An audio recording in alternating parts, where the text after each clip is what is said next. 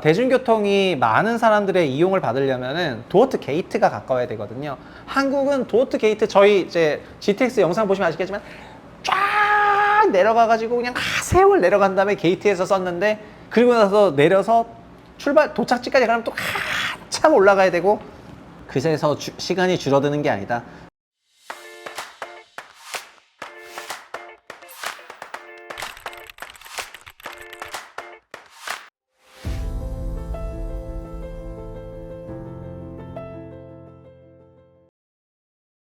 안녕하세요, 최부심입니다. 저는 네이버에 프리미엄 컨텐츠, 즉 네프콘이라는 거를 이제 하고 있는 거를 좀 아시는 분이 계실 텐데요.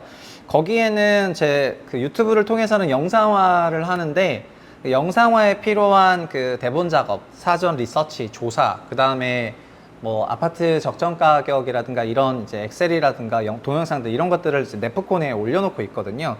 근데 네프콘이 좀 유료 결제 상품이다 보니까 제가 제 채널에서는 적극적으로 많이 말씀을 드리지 않았었는데, 부동산이라는 주제를 다루는 데 있어서 좀 활자화된 텍스트를 얘기를 해야 될 필요성이 요즘 많이 느껴져 가지고, 그래서 영상 작업은 주간 세미나를 통해서 계속해서 하지만 일주일에 한 번 정도는 네프콘에 있는 주요 포스트들을 이제 간략적으로 소개하는 그런 자리를 할 거거든요.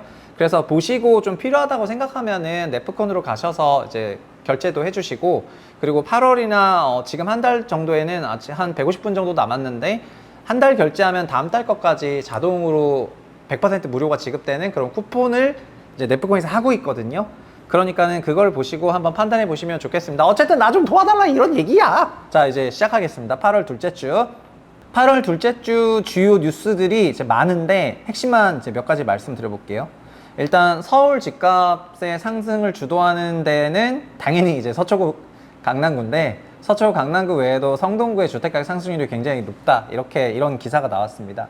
지금 보시면 어쨌든 지난 목요일 기준으로 0.3% 피크였다가 서울이 0.26%로 내려왔는데요.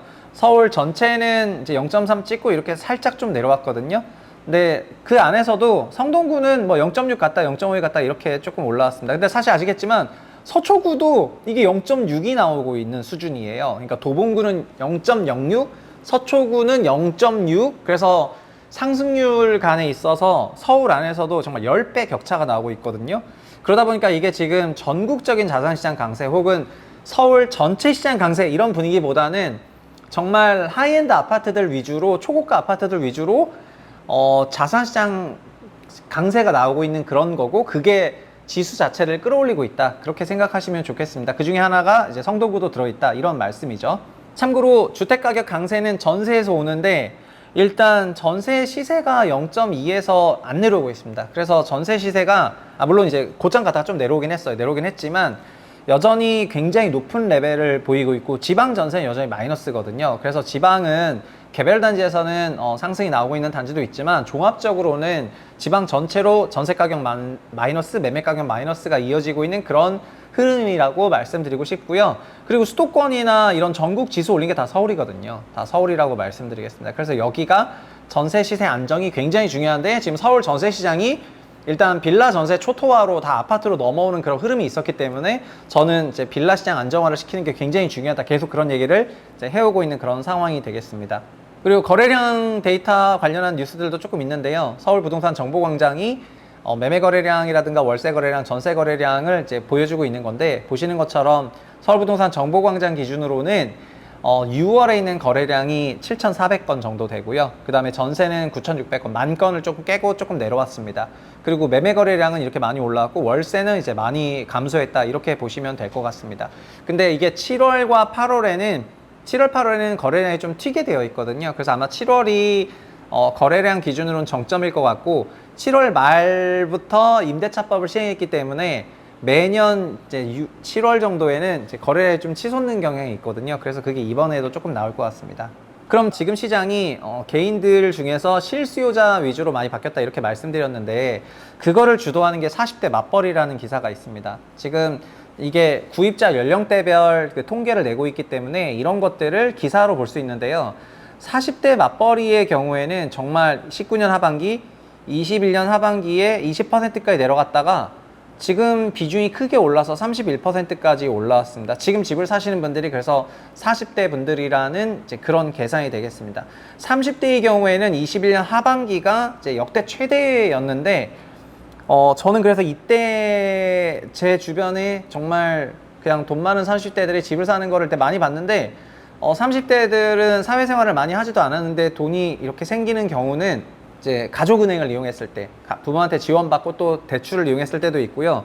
이때 전 세계 자산시장이 다 버블이었고 심지어 코인마저 버블이었기 때문에 그때 주택을 구입하는 걸 제가 진짜 많이 봤거든요. 그래서 그 흐름이 22년에 뭐 루나 사태와 함께 이제 끝났었고, 그 다음에 정상화되는 그런 과정이 있는 것 같고요. 40대들은 지금 왜 올라오냐? 이들은 기본적으로 사회생활 오래 했기 때문에 소득이 높아요. 소득이 높아졌고, 그리고 특히 대기업 40대들은 부부 합산 소득이 정말 좀 상당히 높은 편이거든요. 그래서 아마도 9억 원을 넘는 주택을 우리가 편의상 고가 주택이라고 하고 15억을 넘는 주택을 초고가 주택이라고 하는데, 9억 원 이하 주택에 대해서는 이제 주택을 구입을 하실 때 신생아론이라든가 여러 가지 프로그램을 쓸 수 있지만 9억 넘는 주택부터는 프로그램이 없고 주담대를 받아야 되잖아요. 근데 그런 주담대를 받을 때 소득을 통해 가지고 부부 합산 소득이 높으면은 초고가 주택이라고 하는 9억부터 15억까지는 이런 소위 40대 가구들이 요 이상의 주택들을 다 사실 수가 있는 것 같거든요.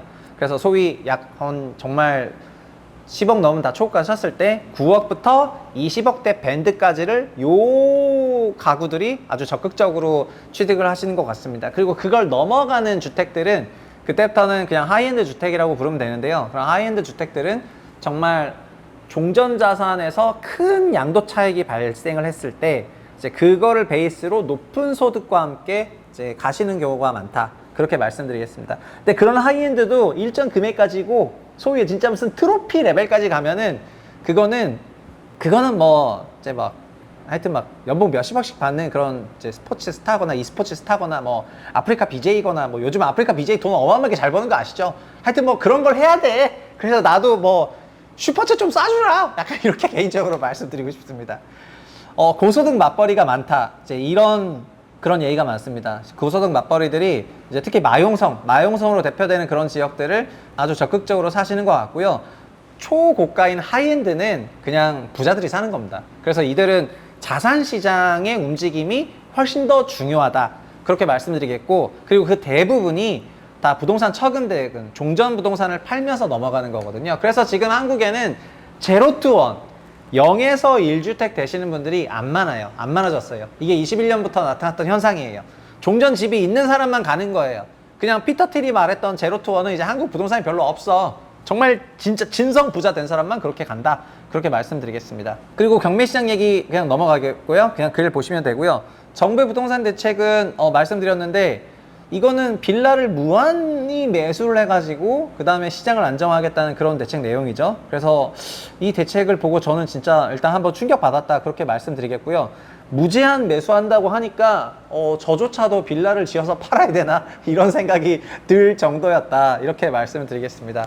그리고 그린벨트 해제를 하겠다는 것도 88 대책이었는데, 이 그린벨트 해제 얘기할 때마다 항상 나오는 얘기가 선행 매수거든요. 정보를 미리 알아가지고 이제 선행 매수하겠다는 건데, 올해 11월에 지금 그린벨트 해제할 때를 선정하겠다, 이렇게 얘기를 하고 있습니다. 근데 이걸 사실 이미 어느 정도 다 정해놨다, 이런 말들이 많아요. 그래서 이 부동산 진짜 어떻게 보면은 아파트 시장이 제일 깔끔해. 제일 깔끔하고, 이 토지 시장은 진짜 이 선행 정보, 내부 정보 이런 걸 가지고 하시는 분들이 어떻게 아름아름 해가지고 뭐 많거든요. 그래서 이게 공공기관에서 했을 때 엄청난 논란이 있었는데, 지금 해제 가능성 거론되는 그린벨트 지역, 이거 뭐 다 사버리면 되는 거예요?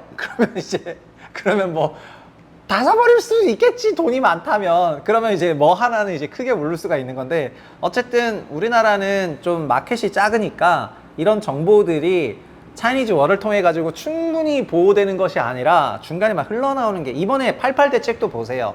제2 언론사를 통해 가지고 엠바고가 오후 3시까지 있었는데 그냥 막 열렸잖아요. 막 뚫려 가지고 부동산 톡방에 그 언론사 워터마크가 박힌 그 내용이 돌았다니까요. 그래서 제가 보면서 야, 이 언론사 이거 큰일 날 것 같다. 어떻게 엠바고가 이렇게 유출이 되냐, 이런 거였는데, 정말 정보관리 정말 제대로 합시다, 그런 말씀 드리겠습니다. LH가 공급 준비 안 됐다는 내용도 심각하니까 이거는 이제 한번 들어보시면 좋을 것 같고요. LH가 지금 여러 가지 사업을 하면서 돈을 좀 잘 못 벌고 있고 부채가 좀 많은데 그러면서 이런 체력이 조금 떨어지고 있다는 그런 비판이 많습니다. 근데 LH는 어쨌든 나라에서 관리를 하겠다 이렇게 마음 먹으면은 그러면 뭐 정부나 마찬가지니까 LH 단독으로 보실 필요는 없다 이렇게 말씀드리겠고요. 기타 자세한 내용들은 쭉 보시면 될 것 같습니다. GTX 신호선 삽도 못 떴다는 기사도 있고 정말 이 신호선 근데 이런 국면에 뭐 DF 노선을 얘기하고 막 이런 사람도 있어가지고 진짜 DF 노선 이거 지어지는 게 말이 됩니까? 어쨌든 지금은 A 노선조차도 잘 못 지어지고 있는데 B 노선, C 노선이 있잖아요. A, B, C 노선이 있는데 그런 거 관련해 가지고 이제 GTX가 이런 거 저런 걸 막 바꿔놓겠다는 그런 기대감이 있었지만 우리나라는 제가 계속 말씀드리지만 도어 투 게이트가 멀어요. 그러니까 대중교통이 많은 사람들의 이용을 받으려면은 도어 투 게이트가 가까워야 되거든요. 한국은 도어 투 게이트 저희 이제 GTX 영상 보시면 아시겠지만 쫙 내려가가지고 그냥 세월 내려간 다음에 게이트에서 썼는데 그리고 나서 내려서 도착지까지 가면 또 한참 올라가야 되고 그래서 시간이 줄어드는 게 아니다. 그런 말씀드리겠습니다. 다만 다른 별내선 구간이라든가 아니면은 5호선 연장 조정 이런 것들이 들어오는 것들은 기본적으로 좋은 거니까요. 그래서 그런 내용들을 좀 보시면 좋겠습니다. 어쨌든 저는 모두에 말씀드렸지만 그 주간 단위로 부동산 관련한 뉴스들을 쭉 다 정리를 하고 있고요. 지금 다른 좀 작가분의 도움을 받아가지고 이거를 정리를 하고 있는데 그래서 제 시각의 글도 있지만 제 시각이 아닌 그런 객관적인 글들도 많기 때문에 그래서 이제 같이 보시면 좋을 것 같고요. 그리고 8월과 9월 그리고 연말까지는 네프콘의 뭐 미국 대선이라든가 이런 글들도 많이 포스팅할 거기 때문에 도움이 되시는지 한번 와셔서 보시고 도움 되면은 구독해 주세요. 나도 좀 부탁 좀 하자. 여기까지 하겠습니다. 감사합니다.